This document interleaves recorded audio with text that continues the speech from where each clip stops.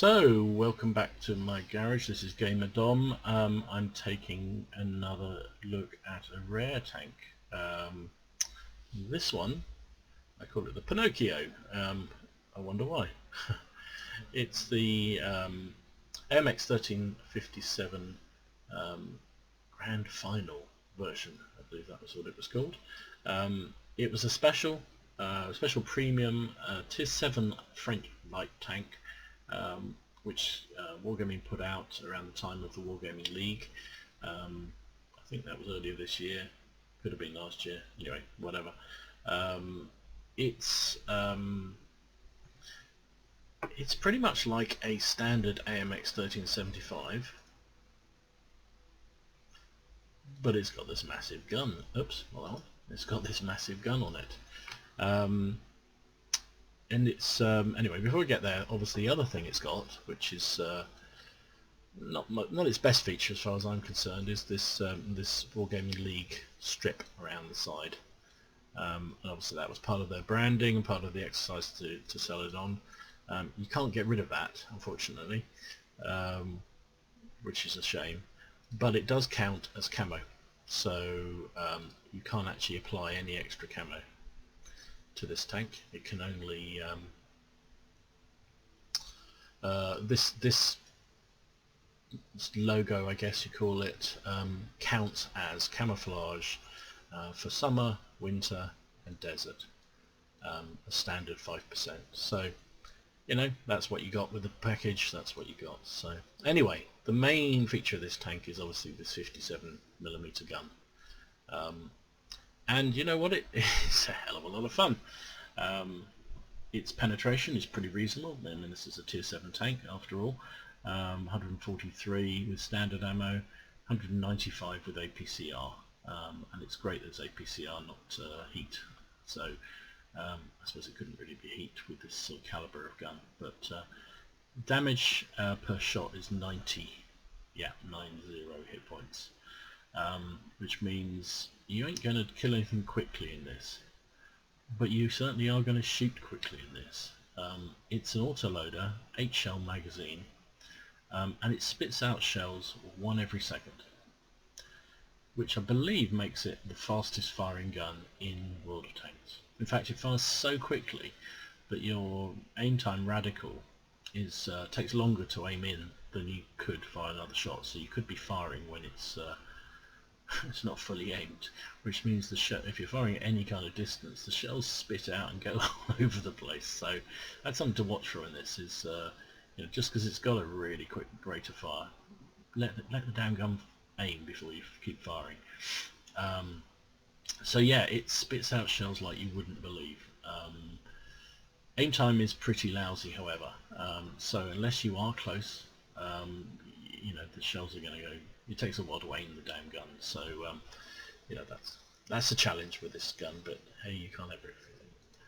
So you know, ammo loadout is pretty substantial. So 56 rounds is plenty when you're firing them 8 at a time. You know, I don't find particularly I run out of shells on this. Let's look at its brethren. See the standard non-premium version, admittedly they're larger shells, is only carries 36. So yeah, so you've got a lot more shells than the standard variant, which is good because there's nothing more frustrating to be out in a tank and find that you run out of shells. So that's good.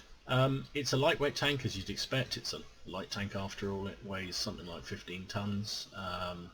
Engine capacity is not massive, it's 250, but obviously since it's not pulling around a huge amount of armour and a huge amount of bodywork, it can be pretty quick. It has a 61 top speed, which it gets to reasonably quickly. Traverse speed of 48, which I think is better than the standard variant. Yeah, there you go. Same top speed. It's easy for me to say. Of 61, but the traverse speed on the 1375 is a bit slower. What I find with this is that yes, it's quite quick and it's quite nimble. However, there's a lot of other tier 7 and tier 8 lights which are quicker. So certainly in terms of acceleration. So when you're getting away from the lights, so to speak, you can be left behind a little bit. So bear that in mind if you're trying to rush to get the super spotting place. Chances are somebody will beat you to it if they go for it too. Armor, well, if you're relying on armor in a light tank, you're doing it wrong. But for the record, it has 50 mils frontal armor, 20 side armor, and 15 at the back. So 50 is quite useful because some of the lower caliber guns can't wreck you automatically with HE. However, bearing in mind this is a light tank and it will see tiers 8 to 10, pretty much every gun out there can fire HE and will splat you, frankly. The turret armor is slightly weaker, actually, 40 in the front of the turret and 20 everywhere else. But as I say, you're in a light tank, so if you get hit, you're going to die. So let's look at Pinocchio's viewing range. It's pretty good actually. 390 base, which is fine. And then I use coated optics because I think this tank. I generally scout early and then move, and having the coated optics brings it up to 470, which is pretty damn good. So I guess there is a case for using binos as well. I know some people, I think Circon, I believe, swears by having binoculars and coated optics on his light tanks. And there's definitely a case for that. Hey, what am I saying? I'm a Joe Average player. He's a fantastic player, so he knows what he's talking about. But I prefer to use my one of the slots for something different. So on this one, because of at the end of the day, if you've got Pinocchio, you want to fire that gun. And so, as I said, the aim time on it isn't fantastic, and so I use the gun laying drive. Can't speak this morning. To help with that aim time, because if you're spitting out a shot every second, you don't want to be waiting too long for the aiming radical to come in. So I put that on. I also use vents for the same reason, because it adds another 5% to all the crew skills and perks. So those two together will help considerably with my aim time. And then on the consumables, I use strong coffee as well. I don't use many consumables like this on my tanks. If I'm going to use them, I use them on the premiums, because you're generating extra credits. Because they're expensive. This is 20,000 silver when you're buying it. However, again, advice for most of you players out there, if you're not already doing it, wait for when they're doing sales of consumables, and for that matter, equipment. And buy them on bulk when they're going cheap, because you will save yourself a lot of money. So usually they're 50% off. So I buy a load of coffee for 10,000 credits, which is still a lot. But if you've got a whole load stocked up, and I don't use it on a lot of tanks, but it just adds that bit more, 10% to your crew skills and perks, which coupled that with the vents and then the aiming drive will help considerably on the aiming of this tank. Excuse me. I only carry a light or a small repair kit because I find that you've only got 890 hit points. When you get hit, you're not probably going to last very long. So but you need something to get out of there. I used to use the large first aid kit, and the reason I do that is because you can be hit by HE or something, and you can lose a couple of crew quite easily. So that repair brings them both back online as quickly as possible. However, the main reason why I do it is the thing that I'm not sure everybody's aware of, but it's this because I wasn't until fairly recently myself, was the extra bonus this gives to your crew and stopping them from getting injured. It's plus 15% protection from injuries. So if you put one of these on board, there's less chance of the crew going down in the first place. And with a 3-man crew, you can ill afford to lose a crew member. So that's why I do it. You know, you can argue the merits or otherwise of it. So it's a fun little tank. I mean, that's the beauty of this tank. It's you know, it's pretty ridiculous looking. But it just runs around like crazy, and the shell fire, or the velocity and the rate of fire of this gun is absolutely critical and crippling to the enemy if you play it right. As I mentioned, I think before, you know, premiums are always a great tank for increasing your credits and also your experience, and also for retraining your crew or training crews.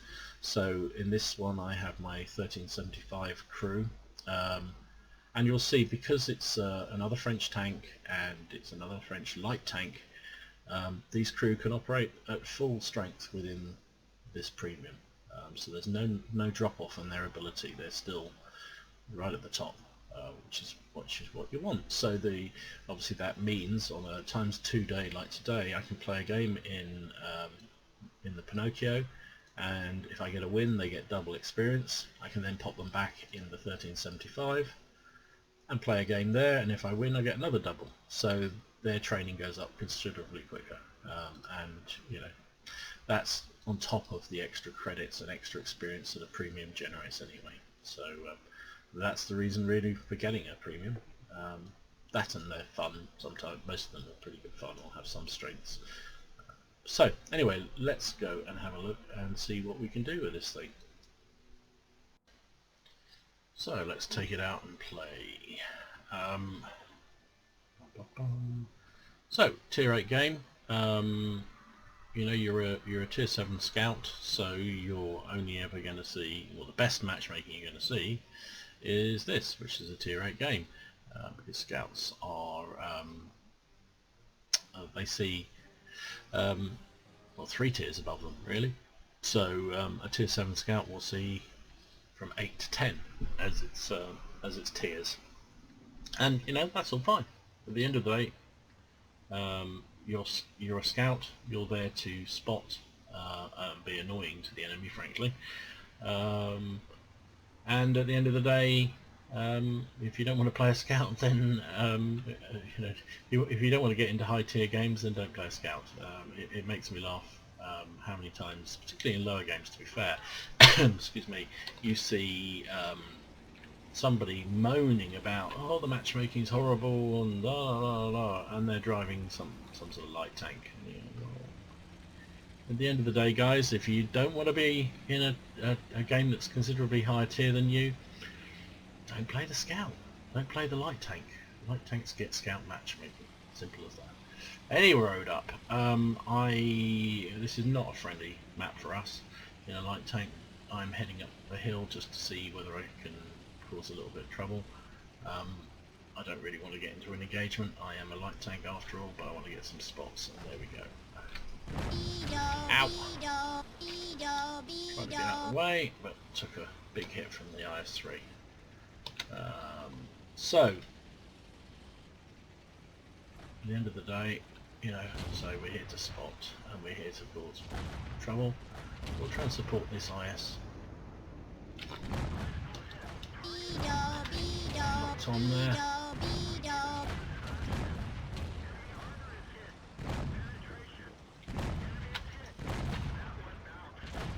So you see there, that was a good advert for this gun. You know, we locked on, we used autoload when we could, fired down.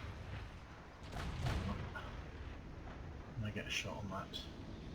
No, I can't. We used autoload where we could. Don't really want to be fighting those boys. I'm going to try and get some shots on this thing.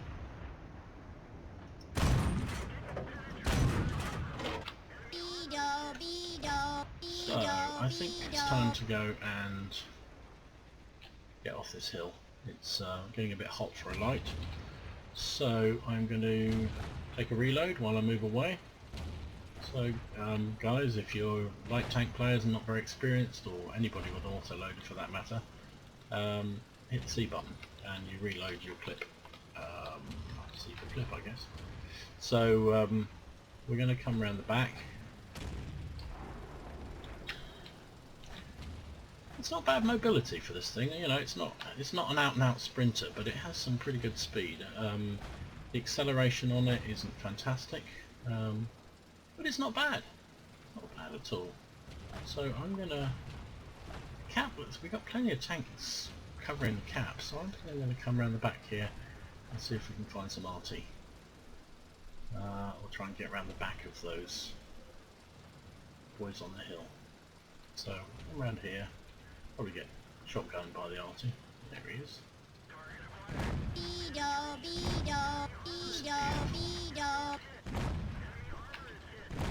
Look at that. Go for another reload because looks like they've dealt with the hill. Okay, let's go on round. So, you know, using the auto lock on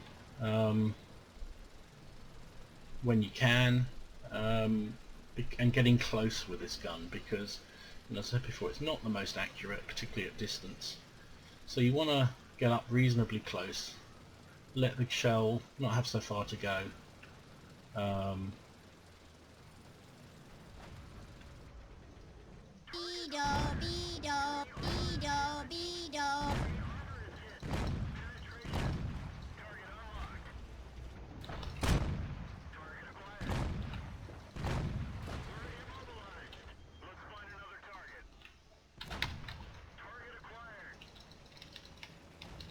Reloading. That was stupid. I thought I had a chance on the RT who's on the base. I thought I could reset, but hey ho, never mind. I should have kept firing at that FE201 because he's got a very quick firing gun. But it's all right. I got to the back of him. He's got very little armor at the back and sides, so my 143mm of penetration could go through him quite easily.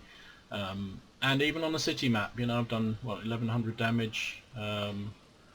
The team has carried the hill and come down the other side, and the guys covering the cap, despite all the moaning by guys, you know, have managed to keep the resets happening and given the guys on the hill enough time to come around the other side and cause and win the game, frankly. So it was an easy win in the M15-4.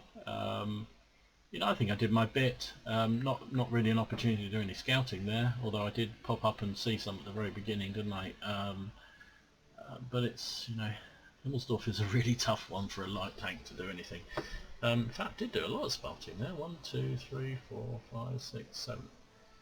Oh, that's really annoying because I've got a mission that if I can spot 6 and stay alive, then I win and I get the the mission done.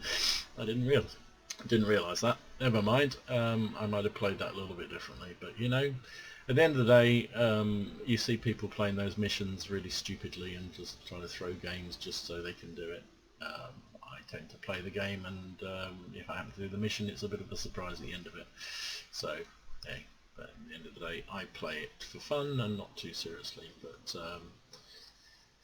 so, you know, what did we do? We hit. Yeah, so we the poor old Artie was just, you know, sitting duck, frankly, for us. We finished up 4th on the team, 1000 damage, 1100 damage, 1 kill, 850 experience, which is pretty good, I think you'll agree. We fired a total of 23 shots, 17 of which hit and 13 of which penetrated. Again, my advice with this tank is if you fire, try and get reasonably close. Distance shots don't really tend to work terribly well. The dispersion on the shot is pretty horrible, so even when you think you've got it fully aligned, fully aimed, you fire the shot and it goes somewhere and you have no idea where it goes, not even in the same postal zone. I took 5 hits, which is surprising. I didn't get killed, but I took 5 hits. I guess that a lot of that was that FE201 at the end, who hasn't got much alpha. So, yeah, spotted 7 tanks, only 500 assistants. Well, you know, what you can expect. But nearly 50,000 credits earned. I've obviously run out of coffee. so I tend to batch buy it when it's on a half discount, 50% discount. So you know, that cost me 20,000 credits straight away. So it meant I only made 20,000 profit. But you know, if I'd had the coffee, you know, I would have made 40 odd thousand credits, which in a tier 7 light is not to be sneezed at. Bonus for the premium tank, 250 extra experience for the crew, gave me the 1500 all told. So you know, a good one for improving the experience of the crew. So that's the Pinocchio. You know, I think it's a great fun tank. I really enjoy playing it. I've now played 74 matches, 54% win rate, and you know, I think it's just one of those tanks I go to when I want a bit of something different, a bit of fun. You know, when you're playing lights, generally it's difficult to take it too seriously, because it's hard to carry in a light. I mean, you do see some of these guys who are fantastic with lights, but there tends to be the more OP type lights, like the Bulldog and the some of those other vehicles that are just, you know, fantastic tanks. This one's an average at best, I would say. Well, maybe slightly above average, but that gun and that rate of fire just makes it fun to play. As I say, I don't know whether it's going to reappear at some point in the shop, or, you know, I suppose there's a fair chance that we're in the Christmas period now when I'm doing this video, and sometimes Wargaming release sort of the rarer tanks during the Christmas period for sale, so it's possible that it might come up for sale this Christmas. So there was a strong rumour that it was going to be a permanent addition to the tech tree at some point, or premium shop, but it never has reappeared yet. But if it does, that's what it looks like, that's how it plays like. Fun tank, you know, good for training up your French light crew if that's the way you're heading. So I hope you enjoyed that video. This is Gamer Dom. Enjoy yourselves out on the battlefield. Don't take it too seriously, guys. You know, at the end of the day, it's a game, right? You know, people are struggling in the world, and we're worrying about what pixels do in a game. But so don't take it too seriously. I say, really appreciate everyone looking at these videos. If you have any feedback or any thoughts, please share them, preferably clean ones. I'm trying to make these videos a little bit better each time. Hopefully you recognise that the standard of them is getting slightly better as I get used to doing them. But any suggestions, any thoughts, any sort of games you'd like to see, let me know. Please subscribe and like, because that makes it all the more worthwhile. So this is Gamer Dom signing off, and enjoy yourselves out there. Cheers.